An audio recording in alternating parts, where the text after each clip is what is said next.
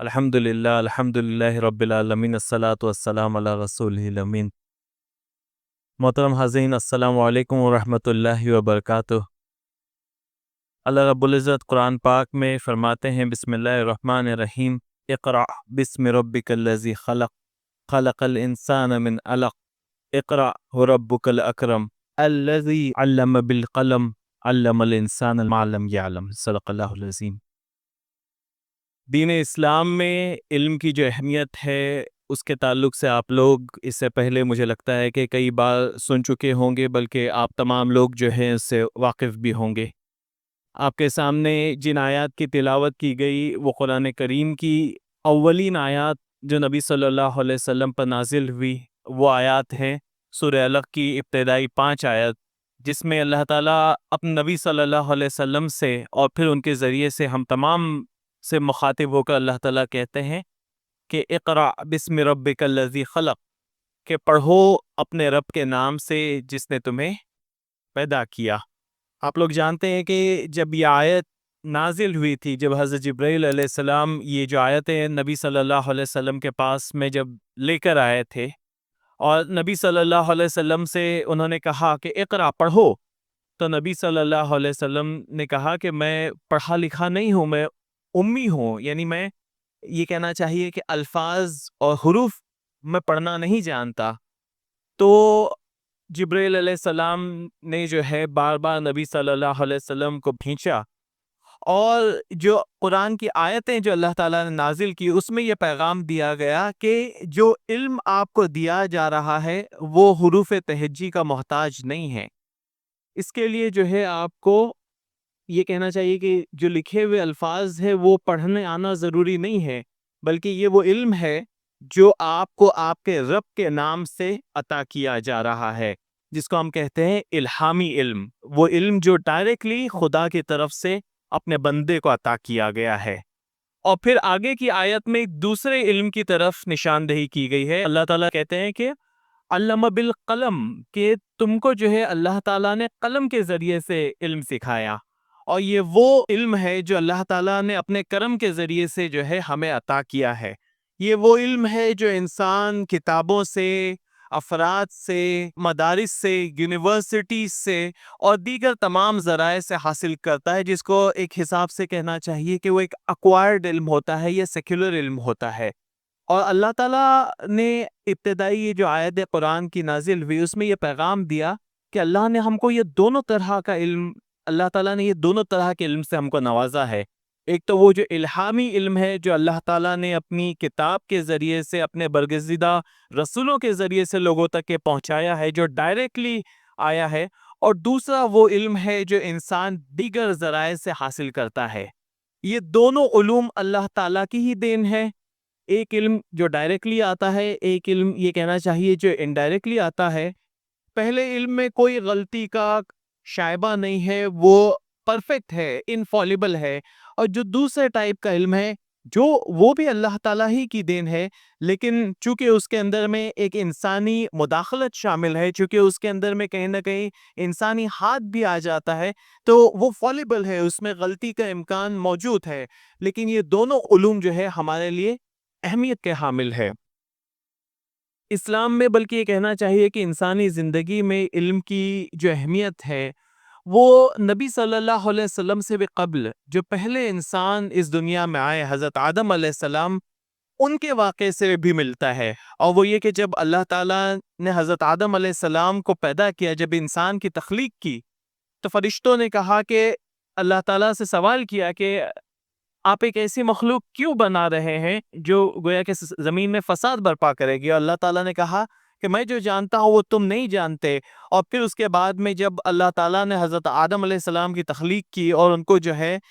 قرآن میں آتا ہے کہ تمام چیزوں کے نام سکھائے، اور پھر فرشتوں کو بلایا گیا اور فرشتوں سے کہا گیا کہ اب تم ان چیزوں کے نام بتاؤ۔ وہ ان تمام چیزوں کے نام بتانے سے قاصر تھے، اور حضرت آدم علیہ السلام نے ان تمام چیزوں کے نام بتائے۔ اور پھر اللہ تعالیٰ نے کہا کہ میں نہیں کہتا تھا کہ میں جو جانتا ہوں وہ تم نہیں جانتے، یعنی جو چیز انسان کو فرشتوں سے بھی اعلیٰ درجے پر لے جاتی ہے، وہ چیزوں کے بارے میں معلومات رکھنا، چیزوں کا علم رکھنا، کیونکہ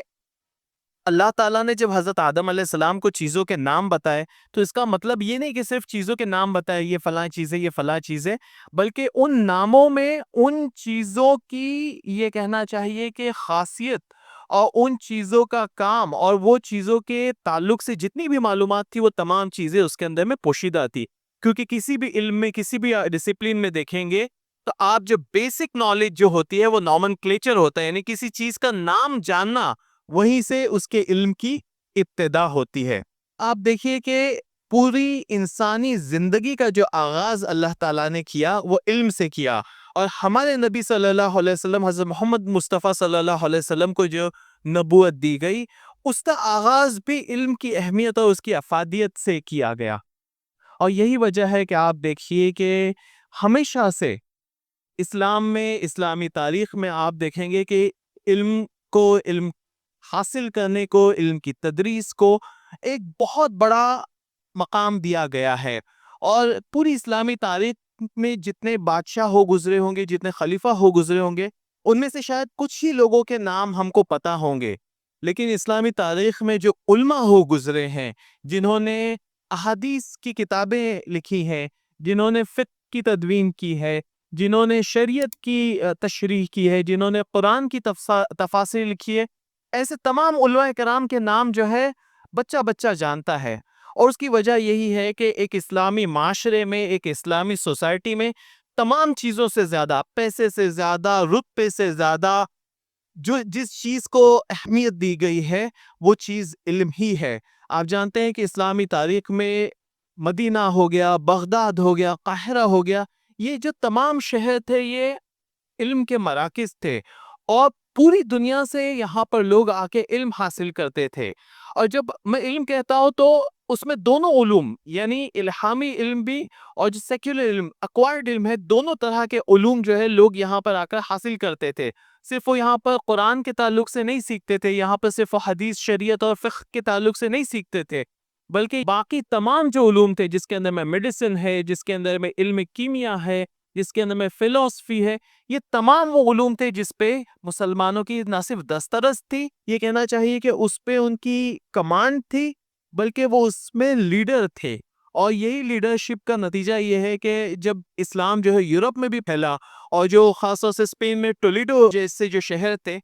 جہاں پر مسلم آبادی بھی تھی اور کرسچن آبادی بھی تھی، تو یہاں پر لوگ خاص طور پر آتے تھے، اور اسلامی جو تدریس کے مراکز تھے، جو سکولز تھے، جو یونیورسٹیز تھی، لوگ باقاعدہ یہاں پر آ کے علم حاصل کرتے تھے. اور پوری دنیا کو یہ کہنا چاہیے کہ علم ریاضی ہو، علم سائنس ہو، علم کیمیا ہو، ان تمام کو جو ہے آپ لوگ جانتے ہیں کہ آج بھی ہمارے یہاں پر طب یونانی چلتا ہے. یہ طب یونانی جو پوری دنیا میں معروف ہوا وہ مسلمانوں کے ذریعے سے ہوا. اس کے علاوہ جو ہے ریاضی ہے، علم ہندسہ ہے، تمام چیزیں جو ہے آپ تمام لوگ اس تاریخ سے واقف ہے کہ کس طریقے سے مسلمانوں کے ذریعے سے پوری دنیا میں یہ علم پہنچا.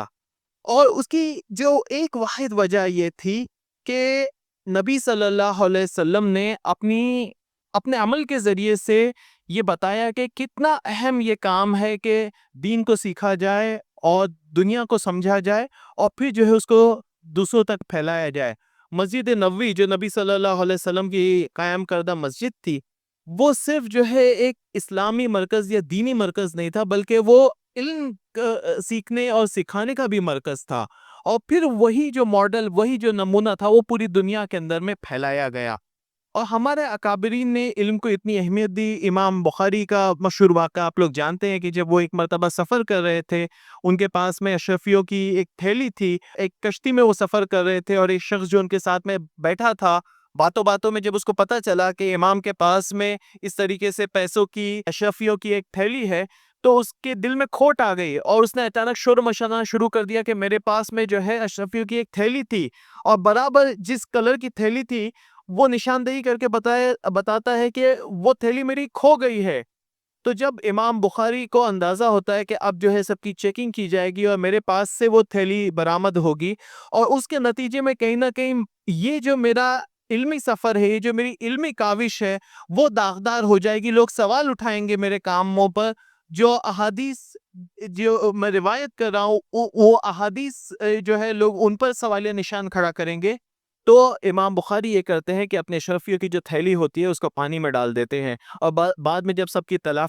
تلاشی لی جاتی ہے تو امام کے پاس میں وہ تھیلی نہیں ملتی، کسی کے پاس بھی نہیں ملتی ہے، اور لوگ اسی شخص کو لعنت ملامت کرتے ہیں۔ اور جب وہ شخص امام بخاری سے پوچھتا ہے کہ آپ کے پاس تو وہ تھیلی موجود تھی، وہ کہاں گئی؟ تو انہوں نے کہا کہ میں نے وہ تھیلی جو ہے پانی میں ڈال دی، اور اس کا صرف ایک سبب تھا، اس کی صرف ایک وجہ تھی، وہ یہ کہ امام بخاری نہیں چاہتے تھے کہ ان کا جو علمی سرمایہ ہے کسی طریقے سے اس پر کوئی آنچ آئے، لوگ اس پر کسی طریقے سے کوئی سوال کھڑا کرے۔ تو یہ ہمارے اکابرین کی مثالیں جو ہے ہم تک یہ پہنچی، آپ تمام لوگ اس سے واقف ہیں۔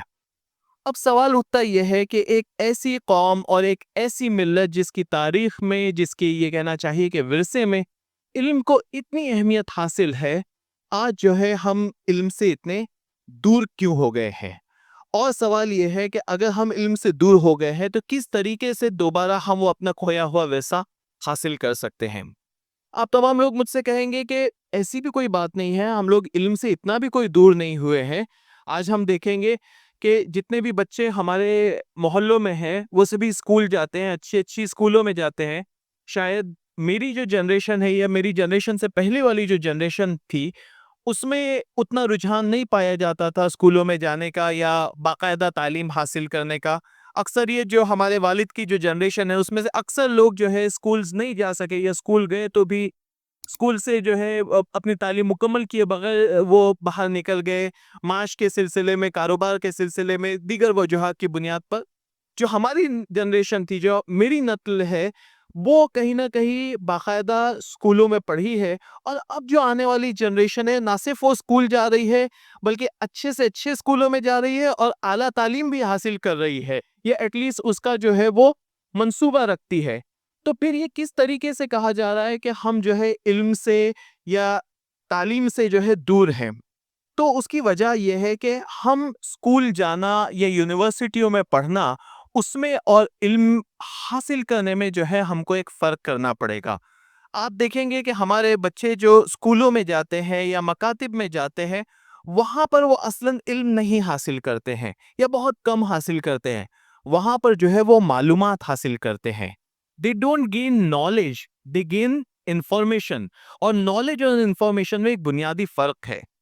انفارمیشن وہ چیز ہوتی ہے جو انسان کو چیزوں کے تعلق سے بنیادی معلومات حاصل ہوتی ہے، اس کو انفارمیشن کہتے ہیں۔ کہ بھئی اگر انجینئر بننا ہے تو آپ کو پتا ہونا چاہیے کہ فلاں سبجیکٹ ہے، آپ کو اپلائیڈ میکینکس پڑھنا پڑے گا، آپ کو اسٹرینتھ آف مٹیریلز پڑھنا پڑے گا۔ اگر آپ کو جو ہے لا پڑھنا ہے تو آپ کو قانون کے بارے میں نالج ہونا چاہیے، کون سا قانون کون سے سال میں آیا، کب اس میں امینڈمنٹ ہوا۔ یہ تمام چیزیں جو ہے انفارمیشن ہے، اور یہ اسکول سے ہم کو حاصل ہوتی ہے۔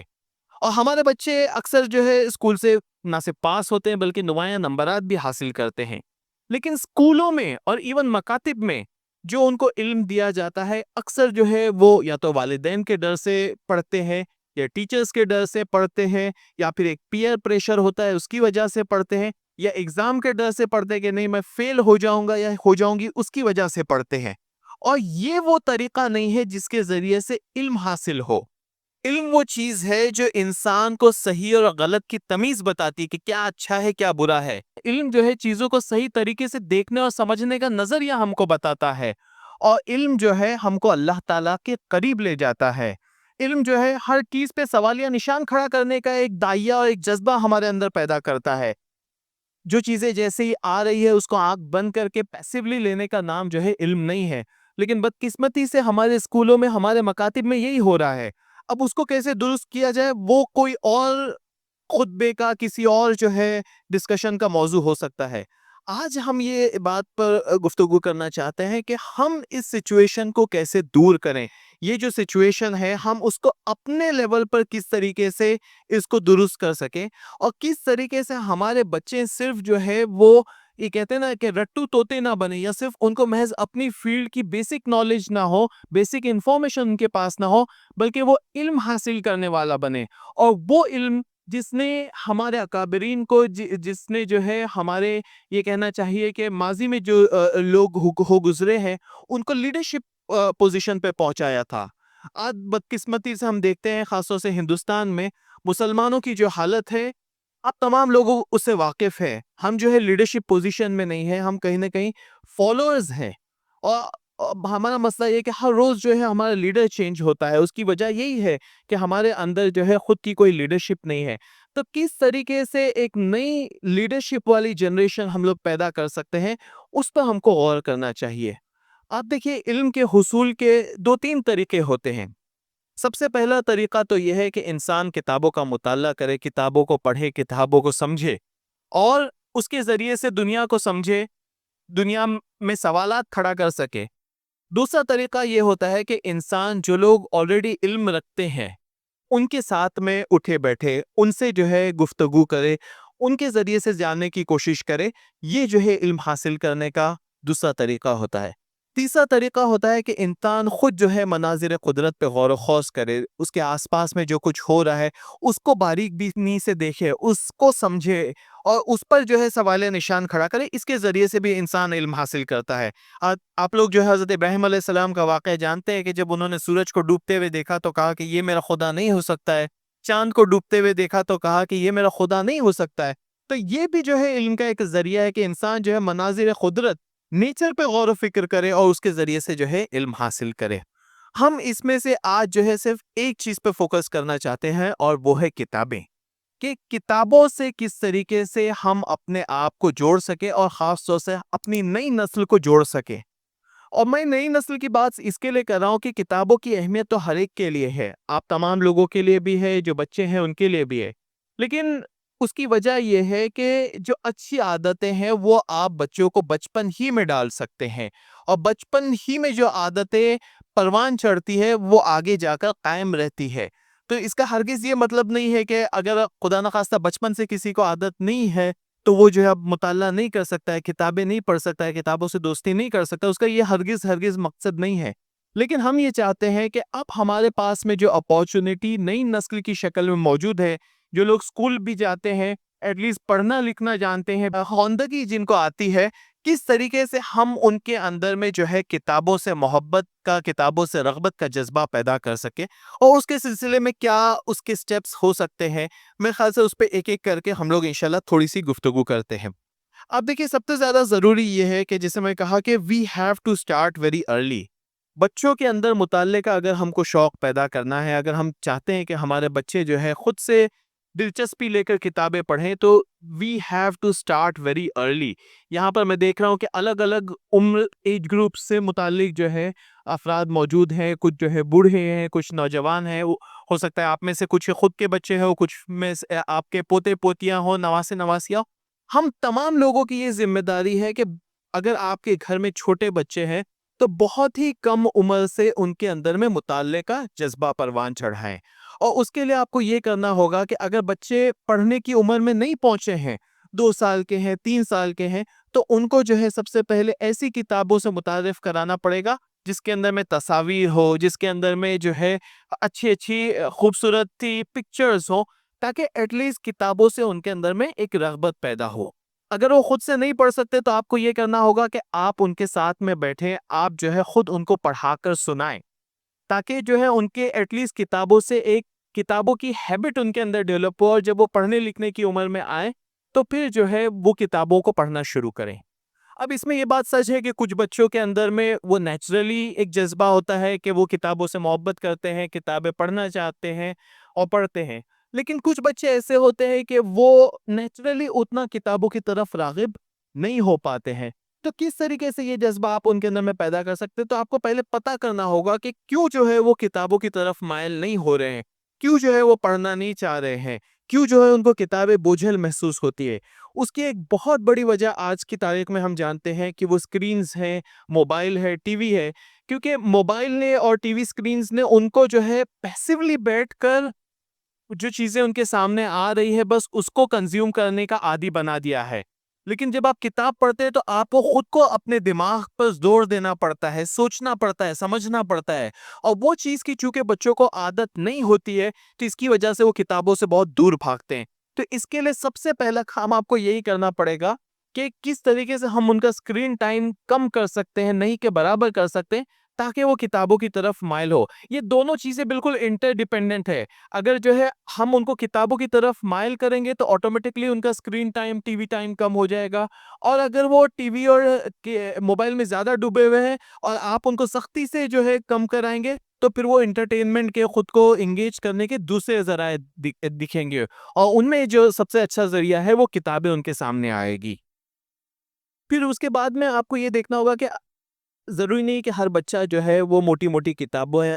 پڑھے، موٹی موٹی کتابوں سے جو ہے وہ شروعات کرے۔ آپ کو جو ہے بہت بیسک چیزوں سے جو ہے شروعات کرنی ہوگی۔ آپ کبھی کسی ہوٹل میں چلے گئے کھانا کھانے کے لیے، وہاں پر مینیو رکھا ہوتا ہے، بچوں کے سامنے مینیو رکھ دیجئے کہ دیکھو پڑھو اس کے اندر میں کیا کیا ڈشز لکھی ہوئی ہیں، آپ بتاؤ اس کے اندر میں۔ تو وہاں سے، یا آپ کہیں سفر کر رہے ہیں، کہیں پر ایڈورٹائزمنٹ کوئی لگی ہے، آپ بچوں کو بتائیے کہ کس چیز کی ایڈورٹائزمنٹ ہے، بچے کو خود سے ہجے کر کے پڑھنے دیجئے۔ تو یہ کہنا چاہیے کہ کوئی بھی موقع جہاں پر بچے پڑھ سکتے ہیں، جہاں پر بچے سوچ سمجھ سکتے ہیں، اس کا جو ہے آپ کو ہاتھ سے وہ موقع آپ جانے نہ دیں۔ پھر اس کے بعد بہت امپورٹنٹ چیز یہ ہے کہ ہمارے گھروں میں کتابیں موجود ہوں۔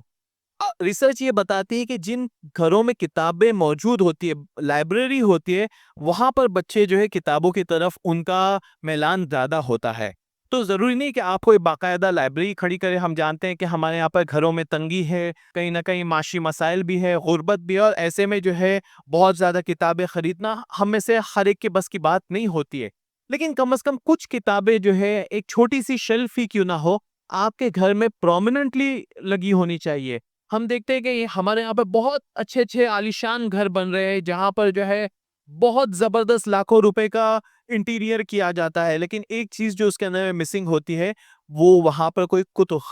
خانہ نہیں ہوتا ہے۔ تو اس بات کی ضرورت ہے کہ ہمارے گھروں میں ایک چھوٹی ہی سے ہی کیوں نہ ہو، جہاں پر ہر طرح کی کتابوں کی جگہ ہو، جہاں پر دین اسلام، علوم اسلامی کی کتابیں بھی ہو، قرآن کریم بھی ہو، احادیث کی کتابیں بھی ہو، اور جو سو کالڈ سیکولر علم ہے اس سے متعلق جو ہے کتابیں بھی ہو۔ پھر تیسری چیز جس کا آپ کو خیال رکھنا چاہیے وہ یہ معلوم ہو کہ بچہ کس چیز میں دلچسپی رکھتا ہے۔ ضروری نہیں کہ ہر بچہ جو ہے ایک ہی قسم کی کتابیں پڑھنا چاہے۔ کچھ بچے جو ہوتے ہیں جن کے اندر میں تجسس کا جذبہ ہوتا ہے، وہ جو ہے سائنس کے متعلق کتابیں پڑھتے ہیں۔ کچھ اکثر بچے جو ہے کہانیاں پڑھتے ہیں۔ کچھ بچے جو ہے ان کو آٹو بایوگرافیز میں، یعنی بڑے لوگوں کی کہانیوں میں دلچسپی ہوتی ہے۔ تو اس طریقے سے بچوں کی جو پسند ہے اس کا خیال رکھتے ہوئے جو ہے ہم کو پھر ان کو مختلف کتابوں سے متعارف کرانا ہوگا۔ تو بچہ کس چیز میں دلچسپی رکھتا ہے، کون سے ٹاپکس جس میں اس کو دلچسپی ہے، تو اس کا خیال رکھتے ہوئے پھر جو ہے ہم کو ان کو کتابوں سے متعارف کرانا ہوگا۔ آپ دیکھیے کہ ہمارا یہ بڑا المیہ ہے، اگر ہم صرف کلیان کی بات کریں کہ 1 لاکھ سے اوپر کی مسلم آبادی ہے، صرف اس اولڈ کلیان کی ہم بات کریں تو یہاں پر نئی زمین 40 سے 50 ہزار جو ہے مسلمان رہتے ہیں، لیکن ایک بھی جو ہے ہمارے پاس میں کوئی ڈھنگ کی لائبریری نہیں ہے۔ اور اس کی جو وجہ ہے، جو لائبریری بنانے کی کوششیں کی گئی یا ماضی میں جو لائبریریز تھی ان کے چل نہیں پانے کی جو وجہ ہے وہ یہی ہے کہ مطالعے کا رجحان جو ہے کم ہو گیا ہے، اور اتنی بڑی آبادی کے لیے کوئی ڈھنگ کا بک سٹور، ایسے بک سٹورز تو ہے جہاں پر پنج سورہ اور نورانی قاعدہ ملتے ہیں، یا پھر ایسے بک سٹورز تو ہے جہاں پر درسی کتابیں، اسکول کی بکس ملتی ہے، لیکن جنرل کتابوں کا کوئی جو ہے ہمارے پاس میں نہیں ہے۔ اور اس کی وجہ یہی ہے کہ ہمارے یہاں پر اس کا چلن کم ہو گیا ہے۔ تو اس کے لیے ضروری یہ ہے کہ اگر جب آپ کے بچوں کے اندر میں مطالعے کا رجحان پیدا ہو تو پھر ان کے لیے آپ کوئی لائبریری، کوئی کتاب خانہ تلاش کرے جہاں پر جو ہے ان کو سہولت موجود ہو۔ اگر میں خود اپنی مثال دوں تو میری بچی کے لیے جو ہے ہم کو ایک غیر مسلم علاقے میں جو ہے اس کو ایک کتابوں کی لائبریری میں لے جانا پڑتا ہے، کیونکہ یہاں پر ہمارے پاس میں سہولیات موجود نہیں ہیں۔ تو ہم کوشش یہ کریں کہ ہم اپنے بچوں کو بھی جو بھی اپارچونیٹیز اویلیبل ہے وہاں پر لے کر جائیں، اور پھر اس بات کی کوشش کریں کہ کس طریقے سے ہم اپنی بستی میں، ہم اپنے محلے میں اس طرح کا کوئی سسٹم پیدا کر سکتے ہیں کہ جہاں پر کتابوں کا لین دین ہو، کیونکہ ظاہر سی بات ہے کتابیں بھی مہنگی ہوتی ہیں، ہر آدمی جو ہے ہر کتاب خرید نہیں سکتا ہے۔ تو کس طریقے سے اس طرح کی لائبریریز ہم لوگ جو ہے اپنے محلے میں، اپنی بستی میں قائم کر سکتے ہیں، وہ چیز ہم کو سوچنا چاہیے۔ پھر ایک بہت اہم چیز ہے بچوں کو مطالعے کی طرف راغب کرنے سے متعلق، وہ یہ ہے کہ we will have to lead by example. یہ نہیں ہو سکتا ہے کہ آپ بچے کے ہاتھ میں کتاب تھما دیں اور آپ جا کے دوستوں کی محفل میں بیٹھ کر باتیں کریں۔ یہ نہیں ہو سکتا ہے کہ آپ بچوں کو بولے کہ آپ خود کتابیں پڑھیں اور آپ جو ہے موبائل پہ بیٹھ کر جو ہے کچھ سن رہے ہیں۔ یہ نہیں ہو سکتا ہے کہ آپ یہ کیا بولتے تو کام میں مشغول ہے اور بچہ کتابوں کا مطالعہ کرے. نہیں, you will have to lead by example. آپ کو ایک خود مثال قائم کرنی پڑے گی. اس کا سب سے اچھا طریقہ یہ ہے کہ آپ دن کا کوئی ایک وقت مقرر کر لیں کہ بھئی آج ہمارے گھر میں رات میں سونے سے پہلے کا آدھا گھنٹہ جو ہے یہ ہوگا اسٹڈی ٹائم, یہ مطالعے کا وقت, اور اس میں اسکول کی کتابوں کے علاوہ ہم کچھ پڑھیں گے. بچے اپنی پسند کی چیز پڑھیں. آپ اگر کچھ اور نہیں پڑھنا چاہتے تو کم از کم اخبار ہی اپنے ہاتھ میں لے لیں, تاکہ ایک ماحول بنے گھر میں. اور پھر بچہ ایسا نہیں ہو کہ بس وہ کتاب پڑھے جا رہا ہے اور آپ کو جو ہے اس سے کوئی لینا دینا نہیں ہے, بلکہ آپ کا پھر کام یہ ہوگا کہ آپ اس پہ ڈسکشن کریں بچوں کے ساتھ میں کہ بیٹا آج تم نے یہ کتاب پڑھی ہے, فلاں کہانی آج تم نے پڑھی, ذرا مجھے بتاؤ کہ اس کہانی سے تم نے کیا سمجھا, تم کو کہانی میں کیا چیز اچھی لگی, کیا چیز تم کو بری لگی, تم نے اس سے کیا سیکھا, اس چیز کو تم اپنی زندگی میں کیسے لا سکتے ہو. جیسے مثال کے طور پر اگر کوئی غریب بچے کی وہ بچہ کہانی پڑھتا ہے تو اس سے یہ پوچھے کہ آپ نے دیکھا اس غریب بچے کی زندگی کو, اس کی زندگی کیسے بہتر ہوئی, اور ہم اپنے آس پاس میں جو لوگ غریب غربا رہتے ہیں ہم ان کی زندگی کیسے بہتر کر سکتے ہیں.